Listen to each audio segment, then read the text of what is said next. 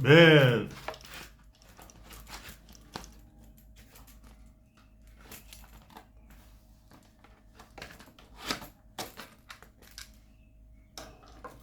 OG7 back here.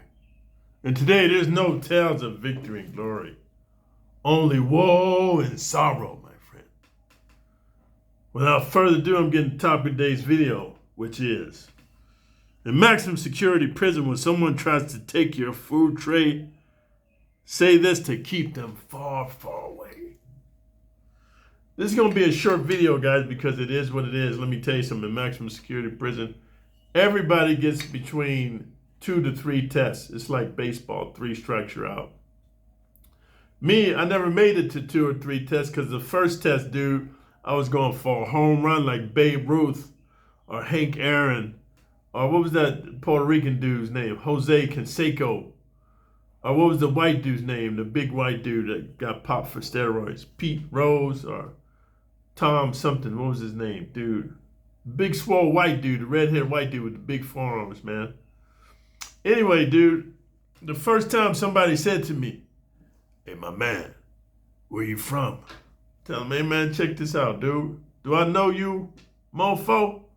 As a matter of fact, I don't want to know you. You don't know me, dude, so don't ask me no motherfucking questions, homie. I don't need to know you, and you don't want to know me. So if there's a problem, we can handle it right now." You see I'm talking with my hands? Because if he said anything other than, "Oh, my bad, my man," or he just moved the fuck on, I'm telling you guys, this is my signature move. I show all you guys, man. And all it is an open backhand. You guys, man, I want to clear something up really quick before I get into the topic of today's video, man. I share with you guys my training at 63 years of age. You have to remember I've been training since I was 5. I've trained in all kind of disciplines of martial arts, but just to keep it succinct for this video, and so you guys don't think I'm bragging, I trained a lot of grappling arts. So Google what grappling arts is. I trained a lot of striking arts. I trained a lot of kicking arts. And I trained in a lot of joint manipulation arts and a lot of flow arts.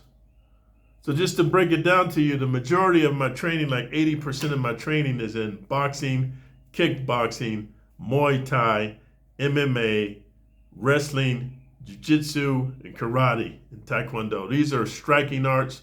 These are arts where you actually have to compete against another dude, whether it's Greco-Roman dude, or whether it's freestyle wrestling dude, or whether it's pancration, or whether it's Brazilian Jiu-Jitsu. I'm battle tested, dude. I've been to the Nationals a couple of times. I never won. But when I'm sharing with you, in order to get to the Nationals, first you have to win your local, then state, then regional, then you go to the Nationals. Unfortunately for me, or fortunately, I just never had what it takes to win the Nationals and go on to the World Championships. I've had friends and associates that have traveled the world through martial arts. I've traveled the world through martial arts, but not through competition, but through teaching it. And the reason I'm bringing this up, guys, is I'm very good at striking and knowing where to strike and how to strike. I'm very good at using your strength against me, and actually I'm better when the guy's bigger and stronger than me, because the more the person aggresses with me, I do what's called a flow martial art, and it actually comes from judo and jiu-jitsu and Japanese jiu-jitsu, not Brazilian jiu-jitsu. Judo, Japanese jiu-jitsu, and Aikido is flow arts. So the more the guy aggresses on me, I just turn and I flow with his body.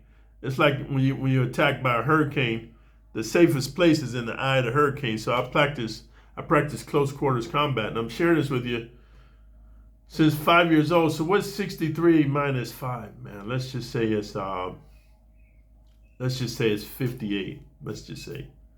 So for 58 years, I've been practicing combat sports, punching, kicking, elbows, knees, grappling. I'm at a point, dude, where I'm so efficient with my skills, I no longer need to use power or speed. Let me repeat this for you guys who come on there with your comments. You actually crack me up because I know you a dumb motherfucker. And I know you ain't fought to a level. You ain't not even golden gloves, diamond belt, you silly motherfucker. You're not even Olympic level, dude. I'm hood tested, prison tested, battle tested, man. I no longer need to use strength, power, or speed to defeat an opponent. I'm going to say this one more time for clarity, for you youngsters who have ADHD, attention deficit disorder, you're on Ritalin and all kind of shit like that. I, at my skill level, no longer to need power, speed, or quickness to defeat an opponent who's better trained than me, faster than me, bigger and stronger than me. Why? Because I understand physics, physiology, and anatomy. I understand where to attack the human body. The reason I have to address this, I share with you guys when I'm training at the UFC gym, dude. I share with you guys when I'm training Taekwondo. I share with you guys when I'm doing Muay Thai, boxing, or kickboxing. Because I want to share with you my journey, dude, that at no matter what age you are, whatever fitness level you are, martial arts is the key to self-esteem, self-love, self-discipline, and a good, healthy ability to ambulate and move your body. So I don't need to be on there. I'm not a professional fighter anymore, dude. I don't need to be on there hitting the speed, pop, pop, pop, pop, pop, pop, trying to impress you people with some Instagram, TikTok bullshit. I'm practicing to keep my flexibility, keep my arthritis down, and keep my striking range accurate.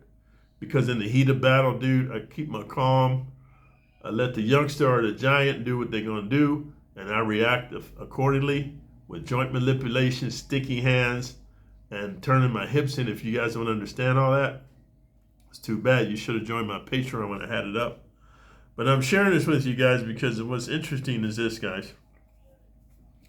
I train every day, man, to keep my body fit and strong as I see fit. So if a youngster chooses to disrespect me, I can't use verbal acuity. I can't use emotional intelligence. I can't practice stoicism. He won't let me walk away or run away in certain situations. Then I'm going to fucking obliterate him, knowing where to hit the most vulnerable points with the least amount of power and strength to break some shit off and hopefully take his motherfucking life. So now that I got your attention, you silly soft motherfuckers, quit with your little comments because it shows me you don't know how to fight, motherfucker. You ain't never killed nobody, you soft motherfucker. And you don't know what the fuck you're talking about because obviously you don't recognize a real G when you see one, or you sit down at the feet of the master and say, oh, G, teach me, like the youngsters I meet in all these gyms all over the world. All the youngsters come up to me in the gym and say, hey, man, teach me how to be like you when I get older because, man, you know what you're doing. But that's a youngster who's been training since he was a little kid. You other silly motherfuckers with your 1-2 years of training, you might need to shut the fuck up. You might learn something. So that goes into the topic of today's video, which is, in maximum security prison, when someone tries to take your food tray, say this to keep them far, far away. There's a series of 3 tests. The first one they ask you, hey, my man, where you from? This is going to start in the county jail. It's going to start in the bus. This is your first test. You always pass it, man. Look here, man. Respectfully, I ain't here for no interviews, my man. If you don't know me, I don't want to get to know you, and you don't want to get to know me. So respectfully, man, don't ask me no more questions. You're standing up for yourself. That's called verbal escalation. The second question they're going to ask you is, hey, man, who's your people, man? Who you riding with, man? What you represent? You just got to tell them, hey, man, respectfully, man, I ain't riding with nobody, man. I'm staying by myself. I'm a lone wolf. I don't need you to ask me no more questions. Respect my boundaries, dude, and stay out of my business. And so you're being respectful, but you letting them know, man, fuck you. Fuck your mama, fuck your grandmama. Don't ask me nothing. I don't know you, motherfucker. And you always talk with your hands. Like I said, dude, it's the open hand. Splat to the nose. If any of you OGs know about, you hit somebody in the nose. It's not even about breaking the nose. What it's about is something about the nose glands, dude. That's why it's called eye, ear, nose, and throat. For those that don't study anatomy and physiology, eyes, ears, nose, and throat. Your nose, for some reason, controls all that. I don't know if the glands or whatever, where it's positioned on your cranium, but you just backhand. It causes your nose to inflame, dude, and you can't breathe, and it causes your eyes to water, dude. And the most important thing, causes your head to go back. And so this is like the Bruce Lee 1-inch punch. You bow there, and you just use the recoil, because for every action, it's a reaction. So say I hit the dude's face. My hand's going to come back because what's they saying about physics, dude? An object in motion tends to stay in motion. So when it hits the resistance, it's coming back, and then you just do a knife hand. Wow! To the throat, man. If you watch any Denzel Washington movies or Jason Statham, dude, this is how a small dude like Pee Wee in my other video, you don't have to have big muscles. That's why I can be out of shape. I'm chubby right now. I'm not in shape. I'm not strong. But I know where to hit a silly motherfucker. I don't care who you are, dude. You can be Brock Lesnar, Bob Sapp, Michael J. White, LeBron James, any huge specimen you think of, you do the backhand, pop, and then the knife hand, whack, into the throat area, and then you grab here, man, and you just turn your hip. The hip controls everything because when you hit the dude's throat, he's gonna go like, and you grab this here for security. You turn your hip and you hip toss him. If there's any resistance, my friend, you take this elbow, you just back elbow him, BAM! And then you turn around with this, I say Hail Mary, Oklahoma, Alabama, to his fucking TMJ, bro. His temple. Take that elbow down, shot! When he hits the ground, keep stomping him until the police come. And this is what I want you to say to anybody who's trying to take your food tray in the mess hall any day. This is what you say when you're stomping him. The only thing you're taking from me, my man, is some hard steel all up in your grill. And then by the time you say that, the police or the correctional officers or whatever you want to call them, man, they're going to start shooting their little, they got these little mini 14s and these shotguns in there. Now, some of you guys who've been to boy camp, you soft motherfuckers think you hard.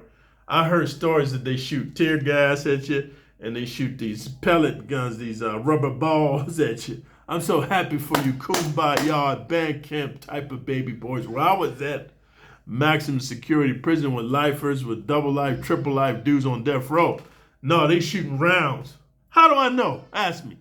Man, it's been many times I've been in race rides. Unfortunately, got caught up in gang wars, man. Dudes trying to take my fucking canteen, my tray. I'm breaking them off, and I hear the bullets go by me. And one time I remember the Crips and Bloods was fighting, man, and I saw one bullet. I think it was from an AR-14 or something like that, or AK-47. It went through 3 Crips, man. I remember, let me explain this to you, man. It went through one Crip's chest, it hit the other Crip's arm, and it hit the other Crip's leg, and then it ricocheted. I'm like, what the fuck? They shooting up in here, man. Maybe it's a hollow point. I don't know. It went through 3 people's body, and then it ricocheted. And one time there was a race ride, and I'm on the ground down, man, and the Mexicans are still fighting with the blacks. And, man, the bullet ricocheted by my head, man. I was like, what the fuck, man? Maybe I shouldn't come to the yard anymore, man, because this shit, you could lose your life, dude. You ain't got shit to do with it. So what I'm saying is, in maximum security prison, when somebody tries to take your tray, your food tray, say this to keep them far, far away. I'm going to repeat it for you youngsters, man, who be talking about I be rambling on, because you don't know nothing about, dude, following the story. You don't know nothing about building up of the scene, the situation. That's why I encourage you guys to take acting classes. If you don't want to be an actor, it teaches you, dude, how to be in control of your emotions, how to be stoic, how to be a thinker, and how to assess the emotions of others. Because he who keeps his calm in any situation that's stressful is going to come out the victor. But this is the words you're going to say. The only thing you're taking from me today is this hard steel all deep up in your grill, motherfucker.